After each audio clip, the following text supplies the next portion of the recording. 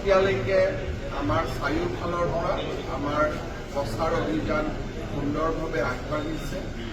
প্ৰতিটো দিনাই বহু ব্যক্তিয়ে কংগ্ৰেছ দল এৰি বিজেপিত যোগদান কৰি 31 তাৰিখেও বহুকেইজন ব্যক্তিয়ে কংগ্ৰেছ দল ত্যাগ কৰি বিজেপিত যোগদান কৰিব। আৰু মই ভাবোঁ যে অহা এই লোকসভা নিৰ্বাচনত শেষ দিনটো পৰ্যন্ত বিৰোধী পক্ষৰ বহু ব্যক্তিয়ে ভাৰতীয় জনতা পাৰ্টীত যোগদান কৰিব। নৰেন্দ্ৰ মোদী ডাঙৰীয়াৰ মাত শক্তি। ৰকিবুল হুছেইনে কৈছে যে তেওঁ আপোনাৰ প্ৰত্যাহ্বান গ্ৰহণ কৰিছে বৰ হত্যাৰ সন্দৰ্ভত, আৰু যদি তেওঁ তথ্য দিয়ে তেতিয়া আপোনাৰ ৰাজনৈতিক কেৰিয়াৰ। মোক লাজ দিব নালাগে। গড় হত্যাৰ যদি আৰু তথ্য বিচাৰে আৰু মই কি ক'ম আৰু গড় কেইটাৰ মৃতদেহ কেইটাই দুটাৰ আৰু কি লাগে। কিছুমান বস্তুটো তথ্য নালাগে। আৰু মোৰ বিপক্ষে যি আছে মোৰতো খোলা কিতাপ, কিমান পেপাৰ টিভি মিডিয়াই আজিলৈকে মোক এৰিছে নেকি অপাৰেশ্যন কৰি। গতিকে আৰু এবাৰ চাৰ্জাৰী হৈ যাওক, মোৰ কি আপত্তি। মোক কোনটো মিডিয়াই চাৰ্জাৰী কৰা নাই আজিলৈকে। গতিকে আৰু এবাৰ চাৰ্জাৰী কৰিলে মোৰ কোনো আপত্তি নাই। কিন্তু গড়কেইটাৰ মৃতদেহকেইটাক মই এটা মৰা গড়কেইটাক নাই মৰা বুলি কেনেকে, সেইটোতো মই পাপ কৰিব নোৱাৰো। তেওঁ লগতে কৈছে যে আপুনি ফাৰ্ষ্ট ফেজ আৰু ছেকেণ্ড ফেজৰ ৰিজাল্টটো চাই, ইলেকশ্যনটো চাই, তাৰপিছত থাৰ্ড ফেজত আপুনি বদৰুদ্দিন আজমলক জিকাবৰ কাৰণে যিকোনো প্ৰকাৰ বদৰুদ্দিন আজমলক কিয় জিকাব? জিকাব যদি চেষ্টা কৰোঁতো ৰকিবুল হুছেইনকে জিকাব চেষ্টা কৰোঁ, যদি জিকাব চেষ্টা কৰোঁ। কাৰণ দিল্লীত থাকিলে জন্তু জানুৱাৰবিলাক সুৰক্ষিত হৈ থাকিব নহয়। গতিকে কিবা এটাটো কৰিব লাগিব অসমৰ কাৰণে। ৰকিবুল হুছেইনক যদি 5 বছৰৰ কাৰণে আমি দিল্লীত পঠাই দিওঁ, মই বহুত পুলিচ যুদ্ধ কৰি ল'ব পাৰিম কাজিৰঙাত। সেইকাৰণে মইতো আল্লাহ ঈশ্বৰক খাটিছো যে ৰকিবুল হুছেইন জিকি যাওক।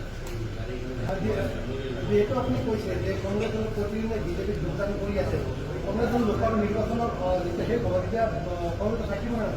মই আগতে কৈছো যে এতিয়াও অসমীয়া মুছলমানক বাদ দি মিয়া মুছলমান অঞ্চলত এতিয়াও আমি বহুত সংগঠন বৃদ্ধি কৰা নাই।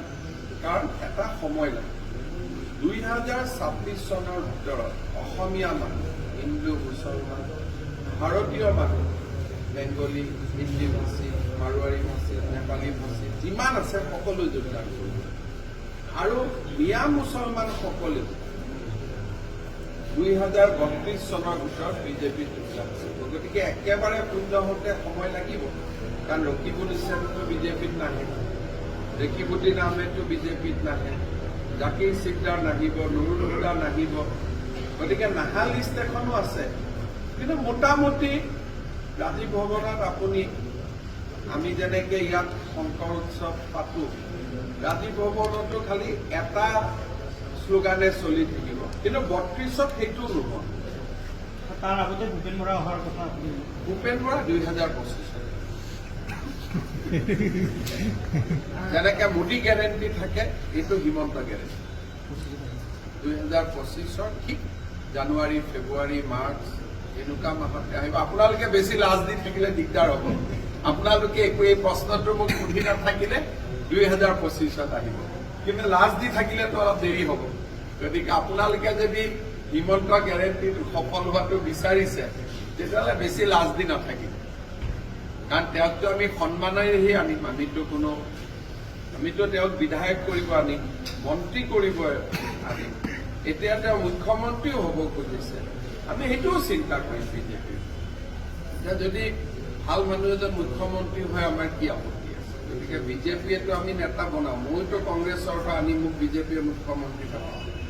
গতিকে কংগ্ৰেছৰ কোনোবা নেতাৰ যদি মুখ্যমন্ত্ৰী হোৱাৰ ইচ্ছা আছে, তেওঁ বিজেপিত আহিব।